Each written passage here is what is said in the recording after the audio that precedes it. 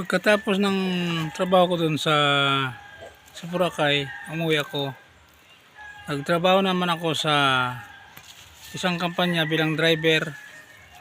Ngayon, ah, habang nag-uusap-usap ako sa mga kasama namin, meron na akong narinig na yung aswang daw ay pinatay nila. Ay sabi ko nga, paano bang pagpatay ng aswang? Sinunog daw nila. Ayun. Sige ang trabaho ko sa Antique, tapos Aklan, hanggang Iloilo, Capiz, Guimaras. Ay nabalitaan kong yung aswang, yung pinatay na aswang na doon sa Malinaw. Ngayon, para maano ko, nandito na kami tapos na yung biyahe ko sa Antique. Pumunta kami ng Aklan biyahe namin. Ngayon, para masiguro ko na yung totoo yung binalita nila na patay yung aswang, ay tiningnan ko doon. Dahil ang sabi nila, yung pagpatay daw nila ay sinunog nila. Dahil dilagyan ng mga tuyong dahon ng niyog sa ilalim. Paglipad, lagyan ng tuyong dahon sa ilalim. Tapos sa oras ng pagbalik, siyempre pagbalik niya sa bahay, sinindihan nila yung tuyo na tuyo na dahon ng niyog. Ayun, kaya hindi siya nakaalis dahil biglaan lang kasi malakas ang apoy. Nakita ko talaga doon pagpunta ko dahil sa biyahe namin, natingnan ko yung bahay na yun, yung pinuntahan namin, yung aswang na yun, ay sunog nga talaga yung natira lang ng haligi na lang, kaya tama yung sinabi sa amin, sinabi sa akin na ng engineer na yun, na yung aswang ay mabagsit talaga. Kaya nga lahat ng yung naranasan ko ay sinabi ko. Pagkatapos naman ng biyahe ko, tapos na yung biyahe ko hanggang Iloilo, Guimaras, lahat ng diyan sa Iloilo ay nandoon na namin. Ngayon, pumunta naman ako ng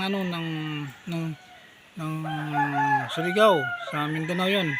Pumunta ako ng Surigao dahil mayroong balita na si Engineer Escosa ay natuklasan nila yung deuterium. Itong deuterium. Ngayon ang deuterium ay diyan mismo sa may ng mapa natin, diyan sa likuran, parang likuran ng mapa natin.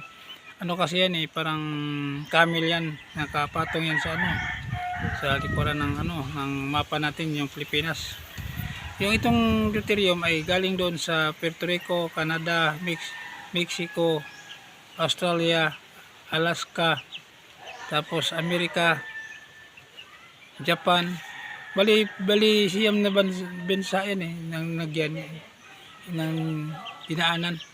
Pagdating dito sa may likuran, na nag-stop ng at diyan sa pinakailalim na yan na tubig, diyan ang huminto yung deuterium na yan, at nandito nga sa atin. Yung haba ng deuterium na yan ay bali 883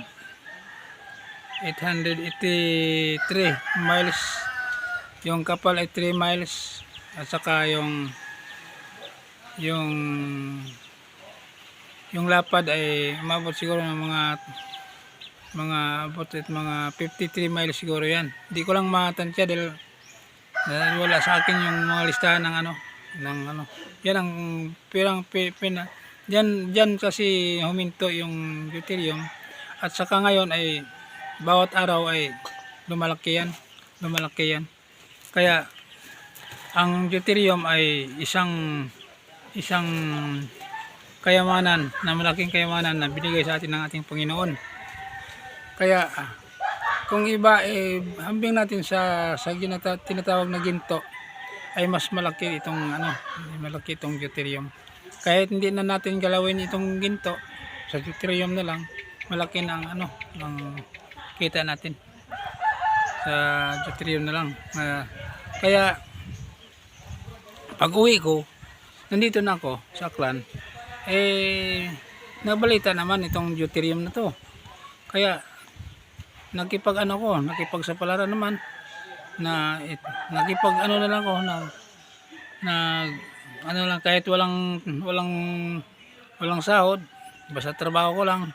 Kaya ang sabi nila sa balita maghanap ako ng ng mga pamilya ko na dapat ilista agad, gawing beneficiary.